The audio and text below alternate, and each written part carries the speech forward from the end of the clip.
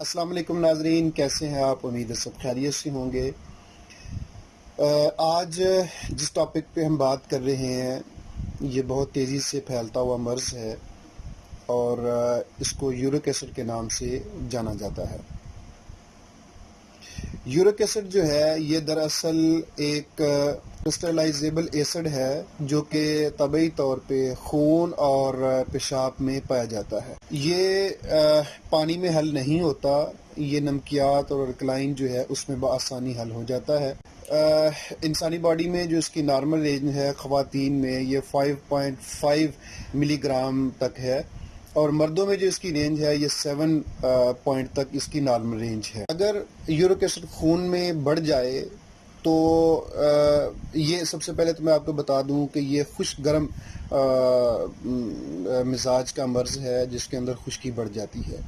تو یہ چونکہ ایسڈ ہے یہ نمکیات میں حل ہوتا ہے، تو یہ جب جسم میں خشکی بڑھ جاتی ہے تو الکلائن کم ہو جاتی ہے، جس کی وجہ سے یہ حل پذیر نہیں ہوتا اور خارج نہیں ہوتا۔ جب یہ جسم میں بڑھ جاتا ہے تو خاص طور پہ جوڑوں کے اندر یہ کرسٹلز کی شکل میں جم جاتا ہے اور وہاں پہ رک جاتا ہے، تو جس کی وجہ سے جو بڑے جوڑ ہیں جس طرح گھٹنے ہیں، کونیاں ہیں، شانہ ہے، ان جوڑوں میں رک کے وہاں پہ درد کا باعث بنتا ہے، سوجن کا باعث بنتا ہے اور ورم کا باعث بنتا ہے۔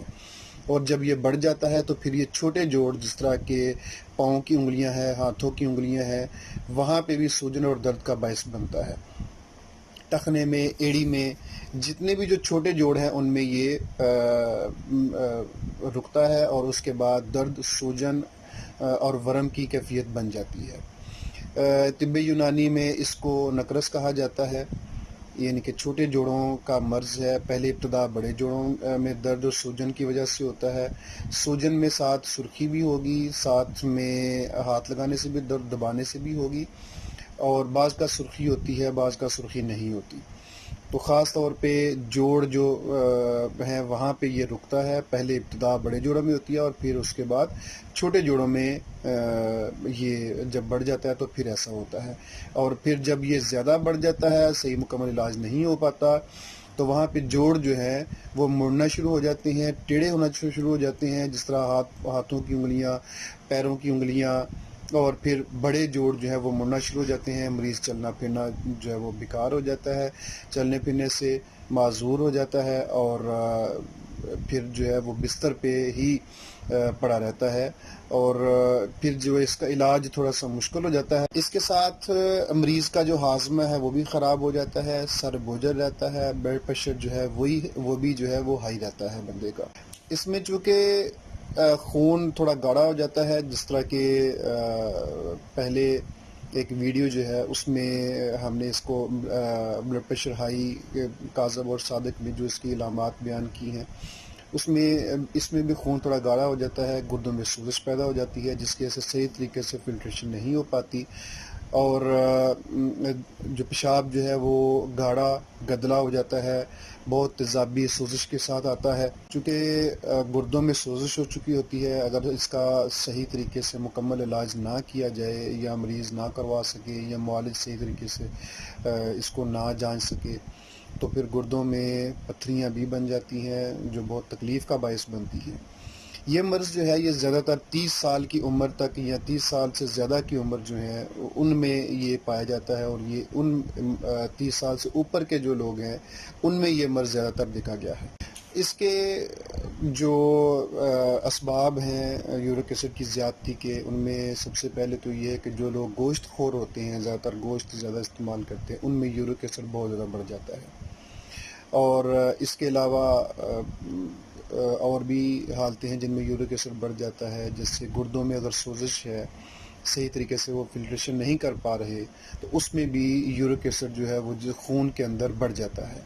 اس کے علاوہ بلڈ کینسر میں اور خون کے اندر جب آپ سی بی سی رپورٹ کرواتے ہیں تو اس کے علاوہ جب خون کا تجزیہ کرواتے ہیں تو آپ کو معلوم ہوتا ہے کہ خون کے اندر ڈبلیو بی سی کی مقدار کم ہو جاتی ہے اور آر بی سی کی مقدار بہت زیادہ بڑھ جاتی ہے، اس کی وجہ سے بھی یہ خون میں بڑھ جاتا ہے۔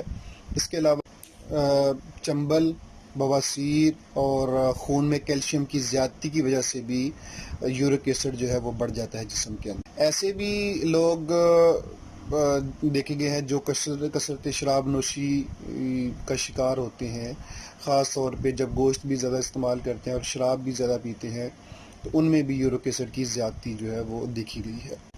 ایسے مریضوں میں سب سے پہلے تو یہ ہے کہ گوشت جو ہے اس کو مکمل طور پہ چھوڑ دیا جائے. ہر قسم کا گوشت، خاص طور پہ بیف جو لوگ استعمال کرتے ہیں ان کو مکمل چھوڑ دینا چاہیے. مٹن بھی چھوڑ دیں. اس کے علاوہ اگر شراب کی عادت ہے تو اس کو بھی مکمل طور پہ ختم کر دیا جائے. سبزیاں زیادہ استعمال کی جائیں، جس طرح کدو، ٹینڈے، شلجم، گیا توری، گیا کدو، گاجر وغیرہ دیسی گھی میں پکا کے کالی مرچ ڈالیں. سرخ مرچ کی جگہ پہ کالی مرچ ڈالیں. اس میں پکا کے آپ استعمال کریں روٹی کے ساتھ. تو اگر گوشت کھانے کا دل کرے تو آپ مٹن جو ہے وہ سبزیاں جو میں نے آپ کو بتائی ہیں ان میں سے کوئی بھی سبزی لیں، اس میں پکائیں، اور گوشت اتنا گلا ہوا ہو کہ ہاتھ میں پکڑنے سے ہی وہ جو ہے ٹوٹ جائے. تو پھر اور وہ بھی شوربے والا سالن ہو تو اس میں آپ کھا سکتے ہیں. وہ بھی کم از کم 1-2 ماہ پرہیز کے بعد. ابتدا میں آپ نہیں استعمال کر سکتے. سبزیاں جو میں نے آپ کو بتائی ہیں یہ آپ استعمال کریں. گرمیوں میں آم جو ہے وہ بہترین ہے، چونکہ جتنے بھی خشکی گرمی والے امراض ہیں، خشکی گرمی، سردی خشکی گرمی یا گرمی خشکی والے امراض ہیں، ان میں آم بہترین ہے، کیونکہ پکا ہوا نرم آم جو ہے اس کا مزاج گرم تر سے تر گرم ہے، تو یہ خشکی کو بھی توڑتا ہے، جسم میں گرمی کی زیادتی کو بھی کم کرتا ہے. تو عام ایسی حالت میں بغیر لسی کے، کچی لسی کے استعمال کریں تو اس میں بھی یورک ایسڈ کے جو کرسٹلز بنے ہوئے ہوتے ہیں جوڑوں میں وہ تحلیل ہو جاتے ہیں اور بہتر ہو جاتے ہیں. سبزیاں استعمال کریں، گوشت مکمل طور پہ اس کو چھوڑ دیں تو انشاءاللہ العزیز بغیر کسی دوائی کے ہی جو ہے وہ آپ انشاءاللہ العزیز ٹھیک ہو جائیں گے. اگر آپ کچھ ساتھ استعمال کرنا چاہیں، جیسے کہ میں نے بتایا کہ یورک ایسڈ جو ہے یہ الکلائن میں ہے، الکلائن میں نمکیات میں یہ اچھے طریقے سے حل ہو جاتا ہے. تو آپ 1 چٹکی میٹھا سوڈا جو ہے کھانے والا وہ پانی میں حل کر کے بھی استعمال کر سکتے ہیں. اس سے بھی بہت اچھے طریقے سے یہ حل ہو جاتا ہے اور جو کرسٹلز بنے ہوتے ہیں وہ حل ہو کے خارج ہونا شروع ہو جاتے ہیں. اپنا بہت خیال رکھیے. جو نئے آنے والے ساتھی ہیں ہمارے چینل کو سبسکرائب کیجئے، ویڈیو کو لائک کیجئے اور شیئر کیجئے تاکہ صحیح اتھینٹک معلومات وہ سب تک پہنچ سکیں، اچھے طریقے سے اپنی صحت کا خیال رکھا جا سکے اور بیماریوں سے بچا جا سکے. اللہ حافظ.